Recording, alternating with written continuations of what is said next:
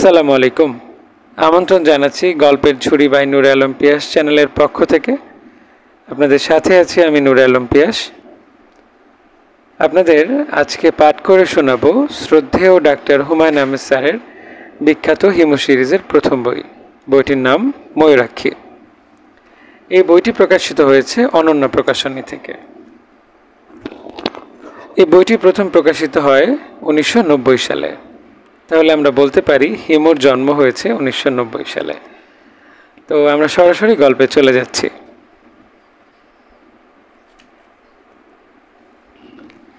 এই ছেলে, এই। আমি বিরক্ত হয়ে তাকালাম। আমার মুখ ভর্তি দাড়ি গোঁফ, গায়ে চকচকে হলুদ পাঞ্জাবি। পরপর 3টা পান খেয়েছি বলে ঠোঁট এবং দাঁত লাল হয়ে আছে, হাতে সিগারেট। আমাকে এই ছেলে বলে ডাকার কোনোই কারণ নাই। যিনি ডাকছেন তিনি মধ্যবয়স্ক একজন মহিলা, চোখে সোনালি ফ্রেমের চশমা। তার সঙ্গে আমার একটি ব্যাপারে মিল আছে, তিনিও পান খাচ্ছেন। আমি বললাম, আমাকে কিছু বলছেন? তোমার নাম কি টুটুল? আমি জবাব না দিয়ে কিছুক্ষণ চুপচাপ দাঁড়িয়ে রইলাম। এই মহিলাকে আমি আগে কখনো দেখিনি, অথচ তিনি এমন আগ্রহ নিয়ে তাকিয়ে আছেন, মনে হচ্ছে আমি যদি বলি হ্যাঁ আমার নাম টুটুল, তাহলে ছুটে এসে আমার হাতটা ধরবেন। কথা বলছো না কেন? তোমার নাম কি টুটুল? আমি একটু হাসলাম এই আশায় যেন তিনি ধরতে পারেন আমি টুটুল না। হাসিতে খুব সহজেই মানুষকে চেনা যায়। সব মানুষ একই ভঙ্গিতে কাঁদে, কিন্তু হাসার সময় এক একজন এক এক রকম করে হাসে। আমার হাসি নিশ্চয়ই ওই টুটুলের হাসির মতো না। আশ্চর্যের ব্যাপার, এই ভদ্রমহিলা আমার হাসিতে আরও প্রতারিত হলেন। চোখ মুখ উজ্জ্বল করে বললেন, ওমা, টুটুলই তো। ভাবছিলাম তিনি আমার দিকে ছুটে আসবেন, তা না করে ছুটে গেলেন রাস্তার ওপাশে পার্ক করা গাড়ির দিকে। আমি শুনলাম তিনি বলছেন, তোকে বলিনি ও টুটুল, তুই তো বিশ্বাসই করলি না। ওর হাঁটা দেখে আমি ধরে ফেলেছি, কেমন দুলে দুলে হাঁটছে। ড্রাইভার গাড়ি ঘুরিয়ে রাস্তার এপাশে নিয়ে এলো। ড্রাইভারের পাশের সিটটা খালি। ভদ্রমহিলা আমার দিকে তাকিয়ে বলল, টুটুল উঠে আয়। আমি উঠে পড়লাম। বাইরে চৈত্র মাসের ঝাঁঝা রোদ। আমাকে যেতে হবে ফার্মগেট। বাসে উঠলেই মানুষের গায়ের গন্ধে আমার বমি আসে, কাজেই যেতে হবে হেঁটে হেঁটে। খানিকটা লিফট পাওয়া গেলে মন্দ কি। আমি তো জোর করে গাড়িতে চেপে বসিনি। তাছাড়া আমার চিন্তা সুতো কেটে গেল। ভদ্রমহিলার পাশে বসে থাকা মেয়েটি বলল, মা, এ তো টুটুল ভাই নয়। আমি ঘাড় ঘুরিয়ে মেয়েটির দিকে তাকিয়ে ঠিক আগের ভঙ্গিতে হাসলাম। যে হাসি দিয়ে মেয়ের মাকে প্রতারিত করেছিলাম, সেই হাসিতে মেয়েটিকে প্রতারিত করার চেষ্টা। মেয়ে প্রতারিত হলো না। এই যুগের মেয়েরা প্রতারিত করা খুব কঠিন। মেয়েটি দ্বিতীয়বার আগের চেয়েও কঠিন গলায় বলল, মা, তুমি কাকে তুলেছ?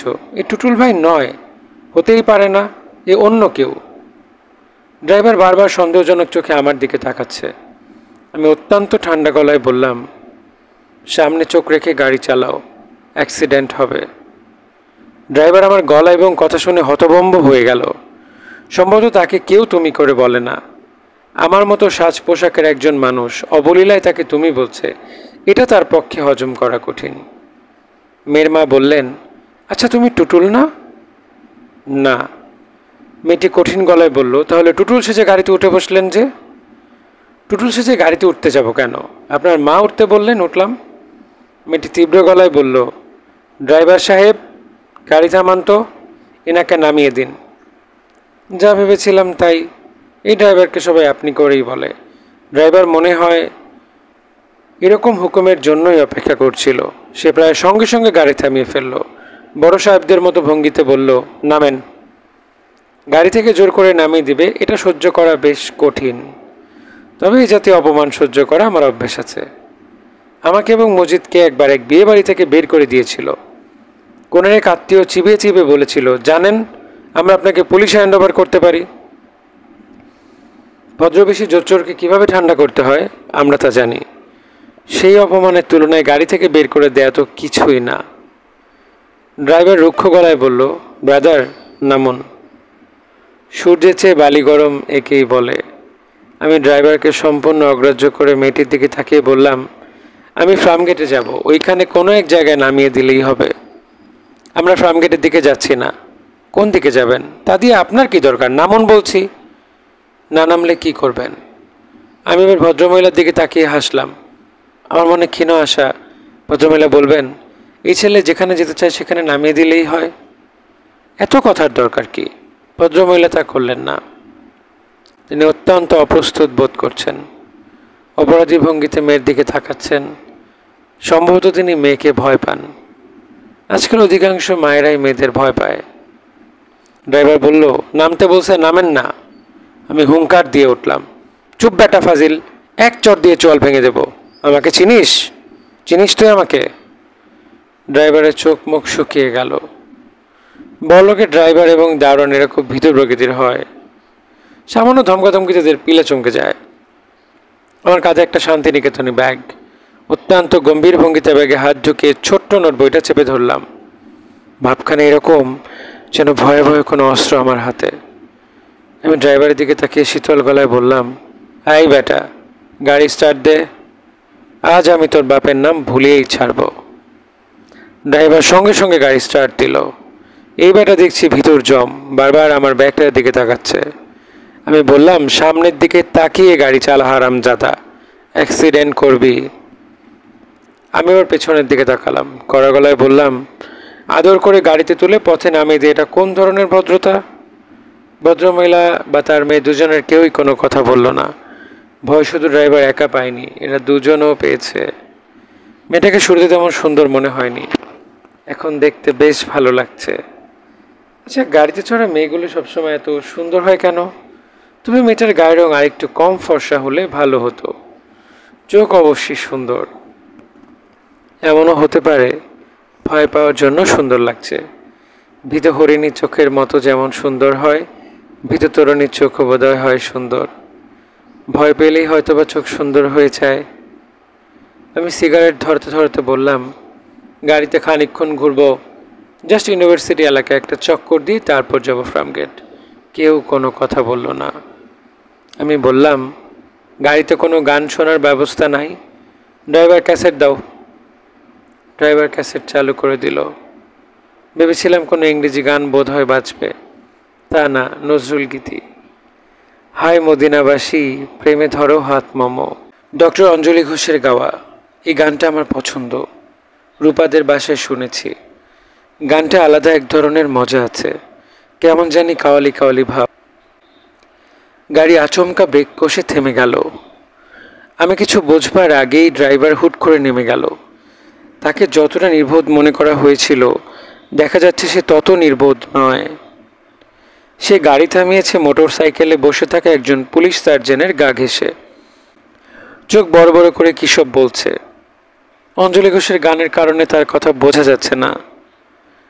পুলিশ সার্জেন্ট আমার জানলার কাছে এসে বলল, নামুন তো। আমি নামলাম। দেখি ব্যাগে কি আছে। আমি দেখালাম, একটা নোট বই, দুটো বল পয়েন্ট, শীষ ভাঙা পেন্সিল, 5 টাকা দিয়ে কেনা এক প্যাকেট চিপস। পুলিশ সার্জেন্ট ভদ্রমহিলার দিকে তাকিয়ে বললেন, আপনি কি এর বিরুদ্ধে কোনো ফর্মাল কমপ্লেন করতে চান? ভদ্রমহিলা তার মেয়ের দিকে তাকালেন। মেয়েটি বলল, অবশ্যই চাই। আমি জাস্টিস এম সোবহান সাহেবের মেয়ে। এই লোক আমাদের ভয় দেখাচ্ছিল, মাস্তানি করছিল। আপনাদের কমপ্লেন থানায় করতে হবে। রমনা থানায় চলে যান। এখন তো যেতে পারবো না, এখন আমরা একটা কাজে যাচ্ছি। কাজ সেরে আসুন, আমি একে রমনা থানায় হ্যান্ড ওভার করে দেব। আচ্ছা, আমি নাম জানেন তো? না। পুলিশ সার্জেন্ট আমার দিকে তাকিয়ে বললেও, এই তোর নাম কি? আমি স্তম্ভিত হয়ে গেলাম। যে শুরুতে আমাকে আপনি করে বলেছে, এখন সুন্দর একটা মেয়ের সামনে তুই করে বলছে। এই তোর নাম বল। আমি উদাস গলায় বললাম, আমার নাম টুটুল। পুলিশ সার্জেন্ট ভদ্রমহিলার দিকে তাকিয়ে বললেন, ভুল নাম দিচ্ছে। যাই হোক, এই নামই বুকিং হবে। হারামজাদার ইদানিং শেয়ানা হয়েছে, কিছুতেই ক্যারেক্ট নাম বলবে না, ঠিকানা তো বলবেই না। বিশাল কারো গাড়ি হুশ করে বের হয়ে গেল। ফার্মগেটে যাওয়া আমার বিশেষ দরকার। ইন্দিরা রোডে আমার বড় ফুপুর বাসায় দুপুরে খাওয়ার কথা। সেই খাওয়া মাথায় উঠল। সার্জেন্ট আমাকে ছাড়বে না, রমনাতলায় চালাল করে দেবে।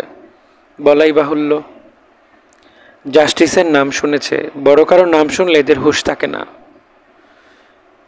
আমি 1 প্যাকেট সিগারেট কিনে ফেললাম। হাজতে থাকতে হলে সঙ্গে সিগারেট থাকা ভালো। আমার ধারণা ছিল সার্জেন্ট তার মোটরসাইকেলের পেছনে আমাকে বসিয়ে থানায় নিয়ে যাবে।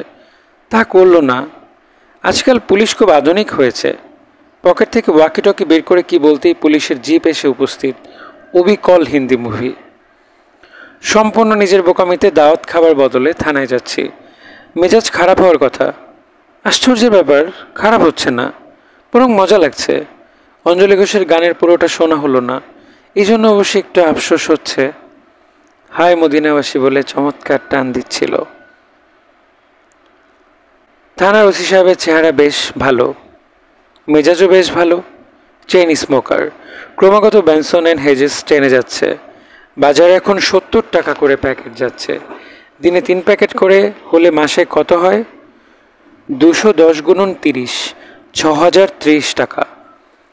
একজন ওসি সাহেবের বেতন পান কত? এক ফাঁকে জেনে নিতে হবে। ওসি সাহেবেরা শুরুতে প্রশ্ন করেন ভাববাচ্চে। শুরুর কয়েকটি প্রশ্নে জেনে নিতে চেষ্টা করেন আসামি কোন সামাজিক অবস্থায় আছে।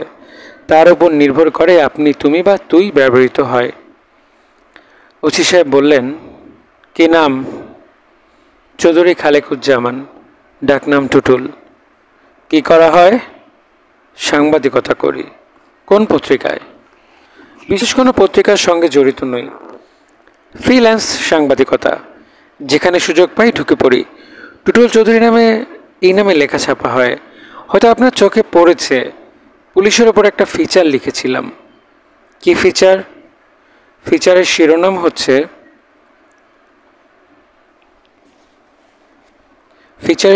হচ্ছে একজন পুলিশ সার্জেন্টের দিনরাত্রি। সকাল থেকে সন্ধ্যা পর্যন্ত তাকে কী করতে হয় তাই ছিল বিষয়। অবশ্যই এক ফাঁকে খুব ড্যামেজিং কয়েকটা লাইন ঢুকিয়ে দিয়েছিলাম। যেমন বলেছিলাম, এই পুলিশ সার্জেন্ট তার একটি কর্মমুখর দিনে 3 প্যাকেট বেনসন অ্যান্ড হেজেস পান করেন। তিনি জানিয়েছেন টেনশন দূর করতে এটা তার প্রয়োজন। অবশ্যই তিনি খুব টেনশনে জীবনযাপন করেন। এই বাজারে দিনে 3 প্যাকেট করে বেনসন খেলে মাসে 2300 টাকা প্রয়োজন। আমাদের জিজ্ঞাসা, তার বেতন কত? ওসি সাহেব ভ্রু কুচকে আমার দিকে তাকালেন। আমি হাসি মুখে বললাম, তবে শেষের লাইন 3টা ছাপা হয়নি, এডিটর সাহেব কেটে দিয়েছেন। পুলিশের বিরুদ্ধে কেউ কিছু ছাপাতে চায় না। ওসি সাহেব শুকনো গলায় বললেন, আপনার বিরুদ্ধে অভিযোগটা কি? আমি স্বস্তির নিঃশ্বাস ফেললাম। যাক, আপনি করে বলেছে, সামাজিক স্বীকৃতি পাওয়া গেল। এখন চাইলে 1 কাপ চাও চলে আসতে পারে। পুলিশরা উঁচু দরের আসামিদের ভালো খাতির করে, চা সিগারেট খাওয়ায়। আপনি প্রশ্নের জবাব দিচ্ছেন না। আপনার বিরুদ্ধে অভিযোগটা কি? অভিযোগ যে কি তা আমি নিজেই জানি না। ওর অভিযোগ করলে তারপর জানা যাবে। নারী অপহরণের অভিযোগ হতে পারে। নারী অপহরণ? জি, জাস্টিস সাহেবের স্ত্রী ও কন্যাকে নিয়ে ওদের গালিতেই পালাতে চেষ্টা করেছিলাম। মাছের তেলে মাছ ভাজা বলতে পারেন। ওসি সাহেব থমথমে গলায় বললেন, আপনি কি আমার সঙ্গে রসিকতা করার চেষ্টা করছেন? দয়া করে করবেন না। আমি আপনার চেয়েও বেশি রসিক, কাজে অসুবিধা হবে। জি আচ্ছা, রসিকতা করব না। আপনি কোনার ওই দিকের বেঞ্চিতে বসে থাকুন। হাজতে পাঠাচ্ছেন না? ফাইনাল অভিযোগটা আসুক, তারপর পাঠাবো। হাজত তো পালিয়ে যাচ্ছে না। 1 কাপ চা পেতে পারি? এটা কোনো রেস্টুরেন্ট না। ওসি সাহেব গম্ভীর মুখে আমার ব্যাগে জিনিসপত্র দেখতে লাগলেন। নোট বইয়ের পাতা উল্টাচ্ছেন। আমি বললাম, এটা আমার কবিতার খাতা, মাঝে মধ্যে কবিতা লিখি। তার মুখের কাঠিন্যতাতে একটুও কমল না। কবি শুনে মেয়েরা খানিকটা দ্রবীভূত হয়, পুলিশ কখনো হয় না। পুলিশের সঙ্গে কবিতা নিশ্চয়ই বড় ধরনের কোনো বিরোধ আছে। চুপচাপ বসে থাকা অনেকের জন্যই খুবই কষ্টকর। আমার জন্য ডাল ভাত। শুধু হেলান দেওয়ার একটু জায়গা পেলে আরাম করে শরীরটা ছেড়ে দিয়ে ঘন্টার পর ঘন্টা বসে থাকতে পারি। বেঞ্চিতে হেলান দেওয়ার ব্যবস্থা থাকে না বলে একটু অসুবিধা হচ্ছে, তবে সেই অসুবিধা অসহনীয় নয়। এরকম পরিস্থিতিতে আমি আমার নদীটা বের করে ফেলি, তখন অসুবিধা হয় না। নদী বের করার ব্যাপারটা সম্ভবত আপনাদের কাছে পরিষ্কার হয়নি, একটু ব্যাখ্যা করলেই পরিষ্কার হবে। ছোটবেলার কথা, ক্লাস 6-এ পড়ি। জিওগ্রাফি পড়ান মফিজ স্যার। তিনি ক্লাসে ঢুকলে চেয়ার টেবিল গুলি পর্যন্ত ভয় কাঁপে। স্যার মানুষটা ছোটোখাটো, কিন্তু হাতের থাবাটা বিশাল। আমাদের ধারণা ছাত্রদের গালে চর বসাবার জন্য আল্লাহ তাআলা স্পেশালভাবে স্যারের এই হাতে তৈরি করে দিয়েছেন। স্যারের চরের নানা নামও ছিল, রামচর, শ্যামচর, যদুচর, মধুচর। এর মধ্যে সবচেয়ে কঠিন চর হচ্ছে রামচর, সবচেয়ে নরমটা হচ্ছে মধুচর। স্যার সেদিন পড়াচ্ছেন বাংলাদেশের নদ নদী। ক্লাসে ঢুকে আমার দিকে আঙ্গুল বাড়িয়ে বললেন, এই একটা নদীর নাম বলতো, চট করে বল।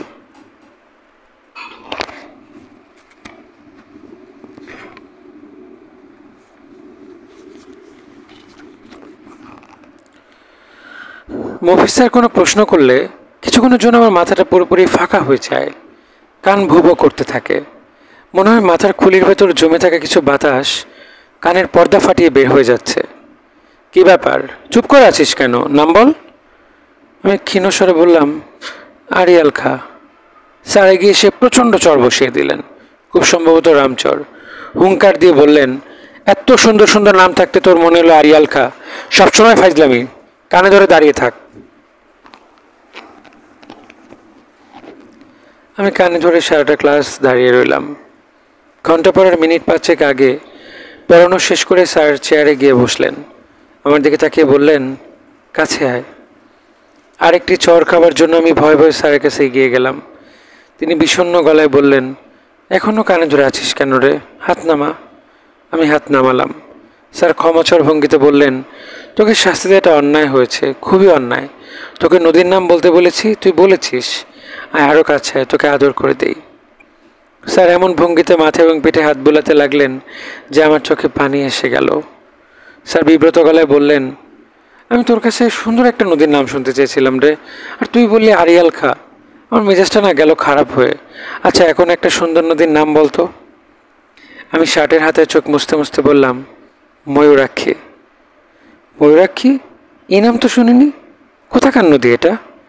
জানি না স্যার। এই নামে আসলে কি কোনো নদী আছে? তাও জানি না স্যার। স্যার হালকা গলায় বললেন, আচ্ছা থাক, না থাকলে নেই। এটা হচ্ছে তোর নদী, যা জায়গায় গিয়ে বস। এমনিতেই তোকে শাস্তি দিয়ে আমার মনটা খারাপ হয়েছে, তুই কি কেঁদে কেঁদে আমার মনটা খারাপ বাড়াচ্ছিস। আর কাঁদিস না। এই ঘটনার প্রায় বছর 3 পর ক্যান্সারে দীর্ঘদিন রোগ ভোগের পর মফিজ স্যার মারা যান। মৃত্যুর কয়েকদিন আগে স্যারকে দেখতে গিয়েছি। নোংরা একটা ঘরে নোংরা বিছানায় স্যার শুয়ে আছেন। মানুষ না, যেন কফিন থেকে বের করা মিশরের মমি। স্যার আমাকে দেখে খুব খুশি হলেন। উচ্চ গলায় তার স্ত্রীকে ডাকলেন, ওগো, এই ছেলেটাকে দেখে যাও। এই ছেলের একটা নদী আছে, নদীর নাম ময়ূরাক্ষী।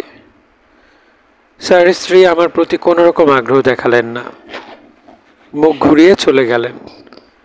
স্যার সে অনাদর পুষিয়ে দিলেন। দুর্বল হাতে টেনে তার পাশে বসালেন, বললেন, তোর নদীটা কেমন বলতো। আমি নিচু গলায় বললাম, আমি স্যার কিছু জানি না, দেখিনি কখনো। তবুও বল শুনি, বানিয়ে বানিয়ে বল। আমি লাজুক গলায় বললাম, নদীটা খুব সুন্দর। আরে গাধা, নদী তো সুন্দর হবেই, অসুন্দর নদী বলে কিছু নেই তো, আরও কিছু বল।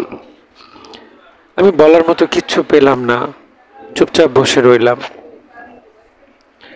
স্যার যেদিন মারা যান সেই রাত্রিরে আমি প্রথম ময়ূরাক্ষী নদীটা স্বপ্নে দেখি। ছোট্ট একটা নদী, তার পানি কাচের মতো স্বচ্ছ, নিচের বালিগুলি পর্যন্ত স্পষ্ট দেখা যায়। নদীর দুধারে দুর্বা ঘাসগুলি কি সবুজ, কি কোমল। নদীর ওই পারে বিশাল ছায়াময় একটা পাকুড় গাছ, সেই গাছে বিষণ্ণ গলায় একটা ঘুঘু ডাকছে। সে ডাকে এক ধরনের কান্না মিশে আছে। নদীর ধার ঘেঁষে পানি ছিটাতে ছিটাতে ডোরা কাটা সবুজ পড়া একটা মেয়ে ছুটে যাচ্ছে। আমি শুধু এক ঝলক তার মুখটা দেখতে পেলাম। স্বপ্নের মধ্যে তাকে খুব চেনা, খুব আপন মনে হলো, যেন কত দীর্ঘ শতাব্দী মেয়েটির সঙ্গে কাটিয়েছি। ময়ূরাক্ষী নদীকে একবারই আমি স্বপ্নে দেখি। নদীটা আমার মনের ভেতর পুরোপুরি গাঁথা হয়ে যায়। এরপর অবাক হয়ে লক্ষ্য করি, কোথাও বসে একটু চেষ্টা করলে নদীটাকে আমি দেখতে পাই। তার জন্য আমাকে কোনো কষ্ট করতে হয় না, চোখ বন্ধ করতে হয় না, কিচ্ছু না। একবার নদীটা বের করে আনতে পারলে সময় কাটানো কোনো সমস্যা নয়। ঘন্টার পর ঘন্টা আমি নদীর তীরে হাঁটি, নদীর হিম শীতল জলে পা ডুবিয়ে বসি, শরীর জুবিয়ে যায়, ঘুঘুর ডাকে চোখ ভিজে ওঠে। ঘুমোচ্ছেন নাকি? আমি চোখ মেললাম। চারিদিকে অন্ধকার। আরে সর্বনাশ, এতক্ষণ পার করেছি। ওসি সাহেব আবার বললেন, যান, চলে যান। জাস্টিস সাহেবের বাসা থেকে টেলিফোন করেছিল, ওরা কোনো চার্জ আনবে না। You are free to go. Justice সাহেব নিজে টেলিফোন করেছিলেন? না, তার মেয়ে। মেয়েটা কি বলল দয়া করে বলবেন? বলল ধমক ধমক দিয়ে ছেড়ে দিতে। তাহলে দয়া করে ধমক ধমক দিন, তারপর চাই। ওসি সাহেব হেসে ফেললেন। পুলিশের যে একবারেই রসবোধ নেই সেটা ঠিক না। আমি উঠে দাঁড়াতে দাঁড়াতে বললাম, মেয়েটা কি তার নাম আপনাকে বলেছে? হ্যাঁ বলেছে, মেরু কিংবা মেরু এই জাতীয় কিছু টাইপের নাম। আপনি কি নিশ্চিত যে সে জাস্টিস সোবহান সাহেবের মেয়ে? অন্য কেউ তো হতে পারে। আপনি একটা উড়ো টেলিফোন কল পেয়ে আমাকে ছেড়ে দিলেন, তারপর জাস্টিস সাহেব ধরবেন আপনাকে, আইনের প্যাচে ফেলে অবস্থার কাহিল করে দেবেন। ভাই আপনি জানতো। শুনেন, একটা উপদেশ দিই, পুলিশের সঙ্গে এত মিথ্যা কথা বলবেন না। মিথ্যে বলবেন ভালো মানুষের কাছে, যা বলবেন তারা তাই বিশ্বাস করবে। পুলিশ কোনো কিছুই বিশ্বাস করে না, খোঁজ খবর করে। আপনি আমার সম্পর্কে খোঁজ খবর করেছেন? হ্যাঁ, সংবাদপত্র অফিসগুলিতে খোঁজ নিয়েছি, জেনেছি টুটুল চৌধুরী নামের কোনো ফ্রিল্যান্স সাংবাদিক নেই। আপনি কি আমার মুচলেখা ফুসলেখা এইসব কিছু নেবেন না? না, এখন দয়া করে বিদায় হন তো। আপনারা গাড়ি করে আমাকে নিয়ে এসেছিলেন, আমি কি আশা করতে পারি আবার গাড়ি করে আমাকে নামিয়ে দিয়ে আসবেন? কোথায় যাবেন? ফার্মগেট। চলুন নামিয়ে দেব।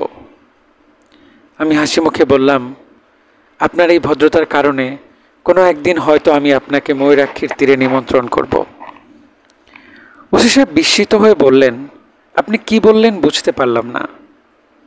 ওইটা বাদ দিন, সব কিছু বুঝে ফেললে তো মুশকিল। ভালো কথা, আপনি ডেইলি ক প্যাকেট সিগারেট খান তা কি জানতে পারি? ওসি সাহেব বললেন, আপনি লোকটা ভালো তেদর আছেন, 2 থেকে 2.5 প্যাকেট লাগে। বড় ফুপুর বাসায় দুপুরে যাবার কথা। উপস্থিত হলাম রাত 8টায়। কে অবাক হলো না? ফুপুর বড় ছেলে বাদল আমাকে দেখে উল্লাসিত গলায় বলল, হিমুদ এসেছে, থ্যাঙ্কস, অনেক কথা আছে আজ, থাকবে কিন্তু, আই নিড ইয়োর হেল্প। বাদল এবার ইন্টারমিডিয়েট দেবে, এর আগেও 3বার দিয়েছে। সে পড়াশোনায় খুবই ভালো, এসএসসিতে বেশ কয়েকটা লেটার এবং স্টার মার্ক পেয়েছে। সমস্যা হয়েছে ইন্টারমিডিয়েটে, পরীক্ষা শেষ পর্যন্ত দিতে পারে না। মাঝামাঝি জায়গায় তার এক ধরনের নার্ভাস ব্রেকডাউন হয়ে যায়। তার কাছে মনে হয় পরীক্ষার হল হঠাৎ ছোট হতে শুরু করে, ঘরটা ছোট হয়, পরীক্ষার্থীরাও ছোট হয়, চেয়ার টেবিল সব ছোট হতে থাকে। তখন সে ভয়ে চিৎকার দিয়ে ঘর থেকে বের হয়ে আসে। বাইরে আসা মাত্রই দেখে সব স্বাভাবিক। তখন সে আর পরীক্ষার হলে ঢোকে না, চোখ মুছতে মুছতে বাড়ি চলে আসে। দ্বিতীয়বার পরীক্ষা দেওয়ার সময় অনেক ডাক্তার দেখানো হলো, ওষুধপত্র খাওয়ানো হলো, সেবারও একই অবস্থা। এখন আবার পরীক্ষা দেবে। এবারে ডাক্তারের সঙ্গে যুক্ত হয়েছে পীর ফকির। বাদলের গলায়, হাতে, কোমরে নানান মাপের তাবিজ ঝুলছে। এর মধ্যে একটা তাবিজ নাকি জিনকে দিয়ে কোহাফ নগর থেকে আনানো। কোহাফ নগরীতে নাকি জিন এবং পরীরা থাকে। আমার বড় ফুপা খুব নাস্তিক ধরনের মানুষ এবং বেশ ভালো ডাক্তার, তিনিও কিছু বলছেন না। বাদলেরও দেখি আমার মতো অবস্থা, দাড়ি গোব খুঁজিয়ে হুলুস্থুল, লম্বা লম্বা চুল। সে খুশি খুশি গলায় বলল, হিমুদা আমি পড়াশোনা করছি, খাওয়া দাওয়া শেষ করে আমার ঘরে চলে আসবে। পড়াশোনা কেমন হচ্ছে? হেভি হচ্ছে, একই জিনিস 3-4 বছর ধরে পড়ছি তো একেবারে ঝাড়া ঝাড়া হয়ে গেছে। হিমু ভাই, তুমি এমন ডার্ক হলুদ পাঞ্জাবি কোথায় পেলে? গাউসিয়ায়। ফাইন দেখাচ্ছে, সন্ন্যাসী সন্ন্যাসী লাগছে। সন্ন্যাসী উপগুপ্ত মাথুরাপুরীর প্রাচীর নিচে একদা ছিলেন সুপ্ত। যা পড়াশোনা কর, আমি আসছি। কি আর পড়াশোনা করব, সব তো ভাজা ভাজা। তবু আরেকবার ভেজে ফেল, কড়া ভাজা হবে। বাদল শব্দ করে হেসে উঠল। সেই হাসি হেঁচকির মতো চলতেই থাকলো। আমি অবাক হয়ে তাকিয়ে রইলাম। এ ছেলের অবস্থা দেখে দিন দিন খারাপ হচ্ছে। এতক্ষণ ধরে কেউ হাসে? ফুপু গম্ভীর মুখে খাবার এগিয়ে দিচ্ছেন। মনে হচ্ছে দুপুরে প্রচুর আয়োজন ছিল, সেসব গরম করে দেয়া হচ্ছে। পোলাওয়ে টকটক গন্ধ, নষ্ট হয়ে গেছে কিনা কে জানে। আমার পেটে অবশ্যই সবই হজম হয়ে যায়। পোলাওটা মনে হচ্ছে হবে না, কষ্ট দেবে। ফুপু বললেন, রোস্ট আরেক পিস দেব? দাও। এত খাবারের আয়োজন, কি জন্য একবারও জিজ্ঞেস করলি না? আমি খাওয়া বন্ধ করে বললাম, কি জন্য? আত্মীয় স্বজন যখন কোনো উপলক্ষে খেতে ডাকে তখন জিজ্ঞেস করতে হয় উপলক্ষটা কি। যখন আসতে বলতে হয় তখন আসতে হয়। একটা ঝামেলায় আটকে পড়েছিলাম। উপলক্ষটা কি? রিনকের বিয়ের কথা পাকা হলো। বাহ, ভালো তো। ফুপু গম্ভীর হয়ে গেলেন। আমি খেয়েই যাচ্ছি। টকগন্ধ পোলায় তো খাওয়া ঠিক হচ্ছে না, সেটা বুঝতে পারছি, তবু নিজেকে সামলাতে পারছি না। যা হবার হবে। ফুপু শীতল গলায় বললেন, একবার তো জিজ্ঞেস করলি না কার সঙ্গে বিয়ে, কি সমাচার? তোমরা নিশ্চয়ই দেখে শুনে ভালো বিয়ে দিচ্ছ। তুই একবার জিজ্ঞেস করবি না? তোর কোনো কৌতূহল নেই? আরে কি বলো, কৌতূহল নেই? আসলে এত ক্ষুধার্ত যে কোনো দিকে মন দিতে পারছি না। দুপুরে খাওয়া হয়নি। ছেলে করে কি? Marine engineer. বলো কি? তাহলে তো মালদার পার্টি। ফুপু রাগী গলায় বললেন, ছোট লোকের মতো কথা বলবি না তো। মালদার পার্টি আবার কি? পয়সাওয়ালা পার্টি, এর জন্যই তো বলছি। হ্যাঁ, টাকা পয়সা ভালোই আছে। শর্ট না তো? আমার কেন জানি মনে হতো একটা শর্ট টাইপের ছেলের সাথে রিনকির বিয়ে হবে। ছেলের হাইট কত? ফুপুর মুখটা কালো হয়ে গেল। তিনি নিচু গলায় বললেন, হাইট একটু কম, উঁচু জুতা পরলে বোঝা যায় না। বোঝা না গেলে তো কোনো সমস্যা নাই। তাছাড়া বেটে লোক খুব ইন্টেলিজেন্ট হয়। যত লম্বা হয় বুদ্ধি তত কমতে থাকে। আমি এখন পর্যন্ত কোনো বুদ্ধিমান লম্বা মানুষ দেখিনি, সত্যি বলছি। ফুপুর মুখ আরো অন্ধকার হয়ে গেল। তখন মনে পড়ল, কি সর্বনাশ! ফুপা নিজেই বিরাট লম্বা, প্রায় 6 ফুট। আজ দেখি একের পর এক ঝামেলা বাঁধিয়েই যাচ্ছি। তুই যাবার আগে তোর ফুপুর সঙ্গে কথা বলে যাবি। তোর সঙ্গে নাকি কি জরুরি কথা আছে। No problem. আর রিনকির সঙ্গে কথা বলার সময় জামাই লম্বা কি বেটে এই জাতীয় কোনো কথাই বলবি না। বেটে লোকরা জ্ঞানী হয়, এই কথাটা ঠিক কায়দা করে বলবো। তোর কিছুই বলার দরকার নাই। ঠিক আছে। ঠান্ডা পেপসি টেপসি থাকলে দাও। তোমরা কেউ তো পান খাও না, কাউকে দিয়ে 3টা পান আনাও তো। রিনকির সঙ্গে দেখা করতে গেলাম। এম এ 9, 10-এ পড়ার সময় রোগা ভোগা ছিল, এখন দিনকে দিন মোটাই হচ্ছে। আজ অবশ্যই সেরকম মোটা লাগছে না, ভালোই লাগছে। মনে হচ্ছে এর চেয়ে কম মোটা হলে তাকে মানাতো না। কিরে, ক্লাস 1 একটা বর জোগাড় করে ফেললি, কংগ্রেচুলেশনস। রিনকে অসম্ভব খুশি হলো। অবশ্যই প্রায় সঙ্গে সঙ্গে ঠোঁট উল্টে বলল, ক্লাস 1 না বলো ছাই, ক্লাস 3 হবে বড় জোর। মেয়েদের আমি কখনো খুশি হলে সে খুশি প্রকাশ করতে দেখিনি। একবার একটা মেয়ের সঙ্গে কথা হয়েছিল, সে ইন্টারমিডিয়েটের ছেলে মেয়ে সবার মধ্যে ফার্স্ট হয়েছে। আমি বললাম, কি খুকি, খুশি তো? সে ঠোঁট উল্টে বলল, উহু, বাংলা সেকেন্ড পেপারে যা 4 নাম্বার পেয়েছি জানেন, মার্কশিট দেখে কেঁদেছি। রিনকিরও দেখি সে অবস্থা, খুশিতে মুখ ঝলমল করছে, অথচ মুখে বলছে ক্লাস 3। হিমু ভাই, ও কিন্তু দারুণ শর্ট, মনে হয় কলিং বেল হাত দিয়ে নাগালে পাবে না। আমি অত্যন্ত খুশি হবার ভঙ্গি করলাম, খুশি গলায় বললাম, তাহলে তো তুই লাকি, ভাগ্যবতী মেয়েদের বর খাটো হয় খনার বচনে আছে। যাও। সত্যি, খনা বলেছেন, খাটো গাছের পেয়ারা ভালো, খাটো স্বামীর মন। তারপর আরো কি যেন বলেছেন, মনে নাই। বানিয়ে বানিয়ে কি যে মিথ্যা কথা তুমি বলো, এই ছড়াটা তুমি এখনই বানালে, তাই না? হো, কেন পালালে বলো তো? তোকে খুশি করার জন্য। খুশি করার দরকার নেই, আমি এমনিতেই খুশি। সেটা তোর মুখ দেখেই বুঝতে পারছি। বর পছন্দ হয়েছে? ও, তবে খুব বিরক্ত করে। বিরক্ত করছে মানে? আজই মাত্র কথাবার্তা ফাইনাল হলো, এর মধ্যে 3বার টেলিফোন করেছে। তারপর বলেছে হয়তো 11টার সময় আবার করবে। লজ্জা লাগে না বলো? তার উপর টেলিফোন বাবার ঘরে। বাবা সন্ধ্যা থেকে তার ঘরে বসা, আমি কি বাবার সামনে তার সঙ্গে কথা বলবো? লম্বা তার আছে, তুই টেলিফোন তোর ঘরে নিয়ে আয়। আমি কি করে আনবো? আমার লজ্জা লাগে না? আচ্ছা যা, আমি এনে দিচ্ছি। পরে কিন্তু তুমি এ নিয়ে আমার সাথে ঠাট্টা করতে পারবে না। আমি তোমাকে আনতে বলিনি, তুমি নিজ থেকে আনতে চেয়েছো। তা তো বটেই। ওই ভদ্রলোক টেলিফোনে কি বলে রে? কি আর বলবে? কিচ্ছু বলে না। বল না শুনি। উফ, তুমি বড় যন্ত্রণা করতো, আমি কিছু বলতে পারবো না। রিনকি লজ্জায় লাল নীল হতে লাগলো। মনে হচ্ছে সে এখন তার জীবনের শ্রেষ্ঠ সময় কাটাচ্ছে। বড় ভালো লাগলো তার দিকে তাকিয়ে থাকতে। রিনকির সঙ্গে আরো কিছুক্ষণ থাকার ইচ্ছে ছিল, থাকা গেল না। ফুপা ডেকে পাঠালেন। ফুপার ঘর অন্ধকার, 0 পাওয়ারের একটা বাতি চলছে। লক্ষণ সুবিধার না। ফুপার মাঝে মধ্যে মদ পানের অভ্যেস আছে। এই কাজটা বেশিরভাগ সময় বাইরেই সারেন। বাসায় ফুপুর জন্য তেমন সুযোগ পান না। ফুপুর শাসন বেশ কঠিন। তবে হঠাৎ হঠাৎ কোনো বিশেষ উপলক্ষে বাসায় মদ পানের অনুমতি পান। আজ পেয়েছেন বলে মনে হচ্ছে।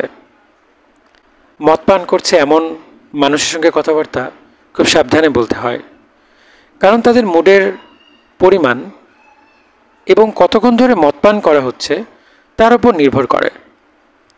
ফুপার তরল অবস্থায় তার সঙ্গে আমার কথাবার্তা বিশেষ হয়নি, কাজেই তরল অবস্থায় তার মেজাজ মর্জি কেমন থাকে তাও জানি না। ফুপা আসবো? হিমু, এসো, দরজা ভিড়িয়ে দাও, তোমার সঙ্গে খুব জরুরি কথা আছে। বসো, সামনে চেয়ারটায় বসো। আমি বসলাম। তিনি গ্লাস দেখিয়ে বললেন, আশা করি এইসব ব্যাপারে তোমার কোনো প্রিজুডিস নেই। জি না। তারপর বলো কেমন আছো? ভালো। জি। রিনকির বিয়ে ঠিক হয়ে গেল শুনেছ বোধ হয়? জি। ছেলে ভালো, তবে খুবই খাটো। আমাদের সঙ্গে এরকম একটা ছেলে পড়তো, তার নাম ছিল স্ক্রু। এই ছেলেরও নিশ্চয়ই এই ধরনের কোনো নামটাম আছে। বেটে ছেলেদের নাম সাধারণত স্ক্রু কিংবা বলতে হয়। আমি চুপ করে রইলাম। ফুপাকে নেশায় ধরেছে বলে মনে হচ্ছে। না ধরলে নিজের জামাই সম্পর্কে এ ধরনের কথা বলতে পারতেন না।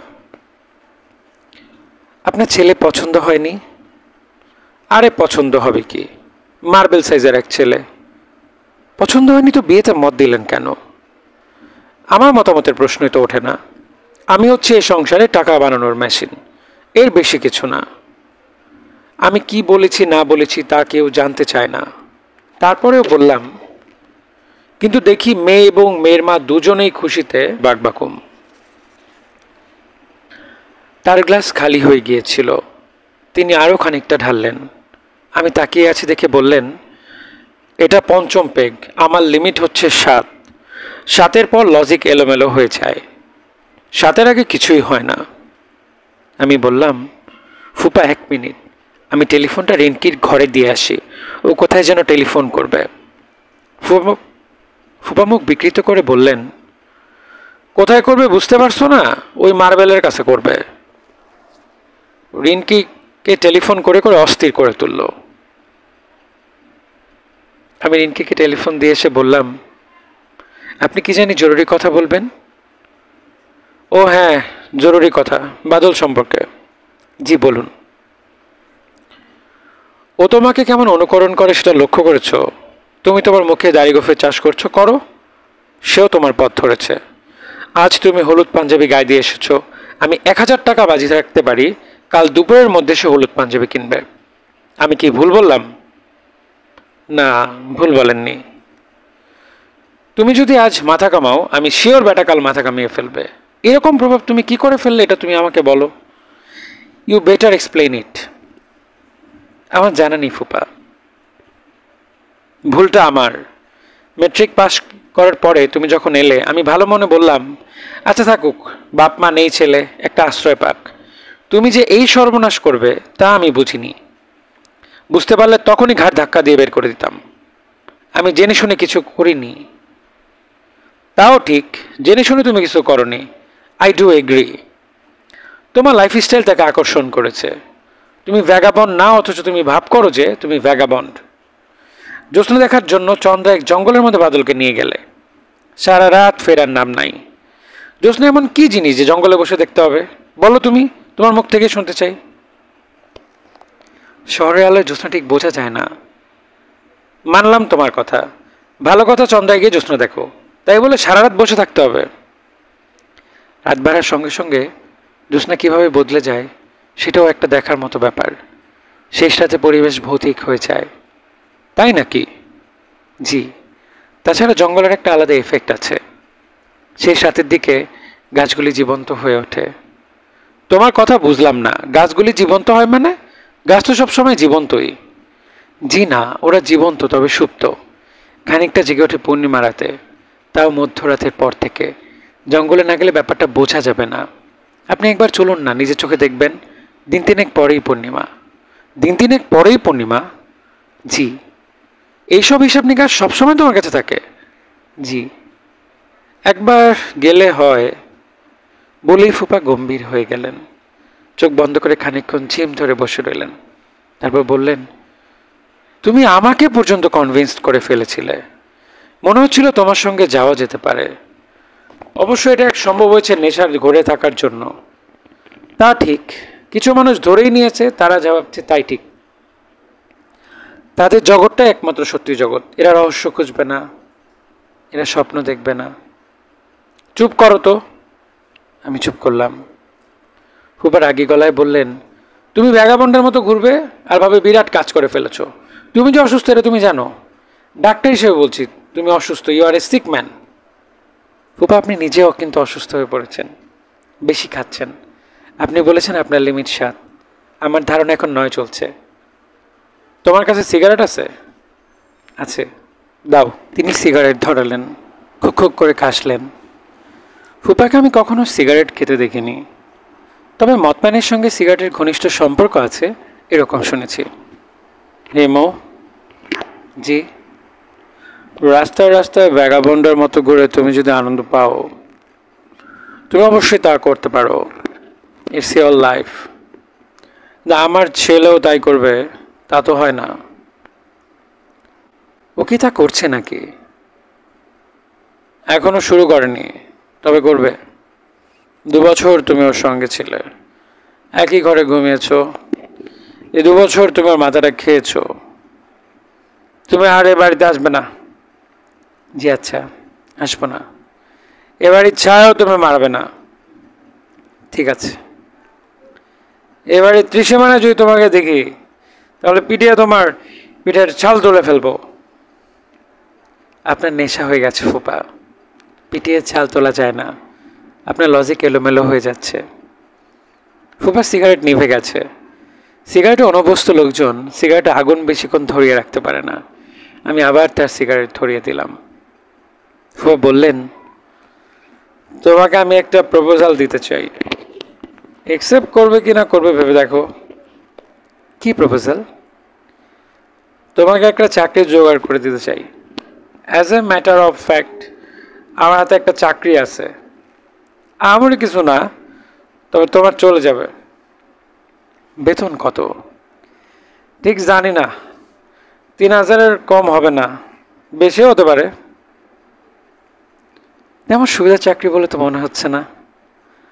ভিক্ষা করে জীবনযাপন করার চেয়ে কি ভালো না? না, ভিক্ষা করে বেঁচে থাকার একটা আলাদা আনন্দ আছে। প্রাচীন ভারতের সাধু সন্ন্যাসীদের সবাই ভিক্ষা করতেন। বাউল সম্প্রদায়ের সাধনার একটা বড় অঙ্গ হচ্ছে ভিক্ষাবৃত্তি। এরা অবশ্যই ভিক্ষা বলে না, এরা বলে মাধুকরী। আমার কাছে লেকচার যাবে না। ফুপা, আমি কি তাহলে উঠবো? যা, উঠো। শুধু একটা জিনিস বলো, যে ধরনের জীবনযাপন তুমি করছো তাতে আনন্দটা কি? যা ইচ্ছে তা করতে পারে একটা আলাদা আনন্দ আছে না? যা ইচ্ছা তুমি তাই করতে পারবে? অবশ্যই পারবো। বলুন কি করতে হবে? খুন করতে পারবে? কেন পারবো না? খুন করা আসলে খুব সহজ ব্যাপার। সহজ ব্যাপার? অবশ্যই সহজ ব্যাপার, যে কেউ করতে পারে। রোজ কতগুলি খুন হচ্ছে দেখছেন না? খবরের কাগজ খুললেই দেখবেন। আমার তো রোজই একটা দুটো মানুষকে খুন করতে ইচ্ছে করে। Himu, you are a sick man, you are a sick man. আর খাবেন না ফুপা, আপনি মাতাল হয়ে গেছেন। কি করে বুঝলে মাতাল হয়ে গেছি? কি করে বুঝলে? মাতালরা প্রতিটি বাক্য দুবার করে বলে, আপনিও তাই বলছেন। আপনি বাথরুমে গিয়ে বমি করার চেষ্টা করুন, বমি করলে ভালো লাগবে। বলে আমি চেয়ার ছেড়ে সরে গেলাম। বমির কথা মনে করিয়ে দিয়েছি, কাজী ফুপা এখন হড়হড় করে বমি করবেন। হলো তাই, তিনি চারদিক ভাসিয়ে দিলেন। ওয়াক ওয়াক শব্দে ফুপু ছুটে এলেন। তিনি তার সাজানো ঘরের অবস্থা দেখে স্তম্ভিত। ফুপাকে দেখে মনে হচ্ছে তার নাড়ি ভুড়ি উল্টে আসছে। হঠাৎ হয়তো দেখবো বমির সঙ্গে তার পাকস্থলী বের হয়ে আসছে। এই দৃশ্য খুব সুখকর হবে না। আমি বারান্দায় চলে এলাম। রিনকি ছুটে এসেছে, বাদলও এসেছে। ফুপা চিচি করে বলছেন, সুরমা আমি মরে যাচ্ছি, ও সুরমা আমি মরে যাচ্ছি। বমি করতে করতে কোনো মাতাল মারা যায় বলে আমার জানা নেই। কাজে আমি রাস্তায় নেমে এলাম, সিগারেট কেনা দরকার। আজ মেঘের আনাগোনা, বৃষ্টি হবে কিনা কে জানে, বলে ভালোই হয়। এই বছর এখনো বৃষ্টিতে ভেজা হয়নি। নবধারা জলে স্নান বাকি আছে। সিগারেটের সঙ্গে জর্দা দুটো পান কিনলাম। জর্দার নাম সবই পুলিঙ্গে, দাদা জর্দা, বাবা জর্দা, মা জর্দা, খালা জর্দা এখনো বাজারে আসেনি। যদিও মহিলারাই জর্দা বেশি খান। কোন একটা জর্দা কোম্পানিকে আইডিয়াটা দিয়ে দেখলে হয়। প্রথমবার ঢোকার সময় ফুপুকে যত গম্ভীর দেখলাম, দ্বিতীয়বার তার চেয়েও বেশি গম্ভীর মনে হলো। ফুপু কোমরে হাত দিয়ে দাঁড়িয়ে, কাজের মেয়ে বালতি আর ঝাঁটা হাতে যাচ্ছে। কাজের ছেলেটির হাতে ফিনাইল। ফুপু কিছুটা শুচিবার মতো আছে। আজ সারা রাতি বোধহয় ধোয়াধুয়ি চলবে। ফুপু বললেন, তুই তাহলে আসিস? আমি ভাবলাম চলে গিয়েছিস। পান কিনতে গিয়েছিলাম। ফুপার অবস্থা কি? অবস্থা কি জিজ্ঞেস করতে লজ্জা করে না? তোর সামনে গিলল তুই একবার না করতে পারলি না? চাকর বাকর আছে, কি লজ্জার কথা। তুই কি আজ এখানে থাকবি? হ্যাঁ। এখানে তোর থাকার দরকারটা কি? এত রাতে যাবো কোথায়? ফুপু সবার ঘরের দিকে রওনা হলেন। টেলিফোনে ক্রমাগত রিং হচ্ছে। এগিয়ে গেলাম টেলিফোনের দিকে। রিনকির ঘর পর্যন্ত টেলিফোন নেওয়া যায়নি। তার এত লম্বা নয়। টেলিফোন বারান্দায় রাখা। আমি রিসিভার তুলতেই ওপাশ থেকে উদ্গীর্ণ গলা পাওয়া গেল, হ্যালো, এটা কি রিনকিদের বাসা? হ্যাঁ। দয়া করে ওকে একটু ডেকে দেবেন। আপনি কে আমি জানতে পারি? এবারে নিয়মকানুন খুব কড়া। অপরিচিত লোক যদি রিনকিকে ডাকে তাহলে রিনকিকে বলা যাবে না। আমি এজাজ। আপনি কি মেরিন ইঞ্জিনিয়ার? জি। আমাকে আপনি চিনবেন না, আমার নাম। আপনি কে তা আমি বুঝতে পেরেছি, আপনি হচ্ছেন হিমু ভাই। আমি সত্যি সত্যি চমৎকৃত হলাম। এর মধ্যে রিনকি আমার গল্প করে ফেলেছে, এমনভাবে করছে যে ভদ্রলোক চট করে আমার কয়েকটা বাক্যতেই আমাকে চিনে ফেললেন। ভদ্রলোকের বুদ্ধি তো ভালোই। এমন বুদ্ধিমান একজন মানুষ রিনকির মতো গাধা টাইপের একটা মেয়ের সঙ্গে জীবন কি করে টেনে নেবে কে জানে। হ্যালো হ্যালো, লাইনটা কি কেটে গেল? না, কাটেনি। আপনি কি হিমু ভাই? হ্যাঁ। রিনকি বলেছে আপনার নাকি অলৌকিক সব ক্ষমতা আছে। কীরকম ক্ষমতা? প্রফিটিক ক্ষমতা। আপনি নাকি ভবিষ্যতের কথা বলতে পারেন। আপনি যা বলেন তাই নাকি হয়। আমি চুপ করে রইলাম। এ জাতীয় প্রসঙ্গে এলে চুপ করে থাকাই নিরাপদ।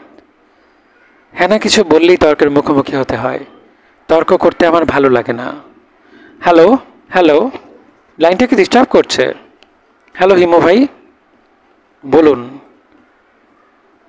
আপনি কি দয়া করে একটু রিনকিকে, ওকে তো দেয়া যাবে না, ও আশেপাশে নেই, বাবার সেবা করছে, উনি অসুস্থ।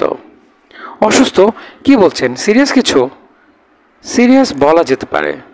বলেন কি, আমি কি আসবো? আমি কয়েক মুহূর্ত চিন্তা করে বললাম, আসতে অসুবিধা হবে না তো?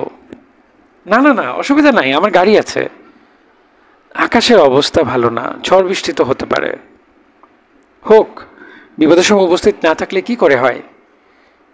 তা তো বটেই।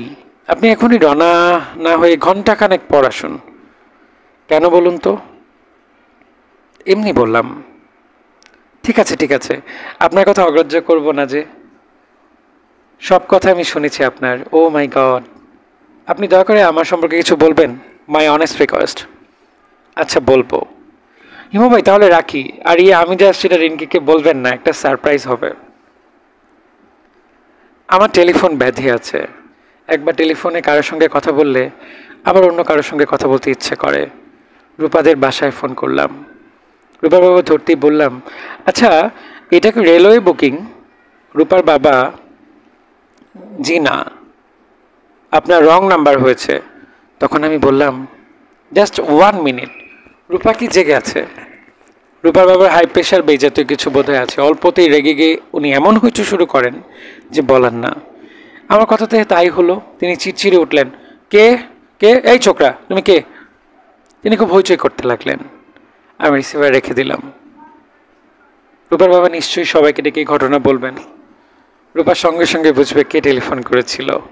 সে হাসবে না, রাগ করবে না, কে জানে। যেখানে রাগ করা উচিত সেখানে সে রাগ করে না, হাসে। যেখানে হাসা উচিত সেখানে সে রাগ করে।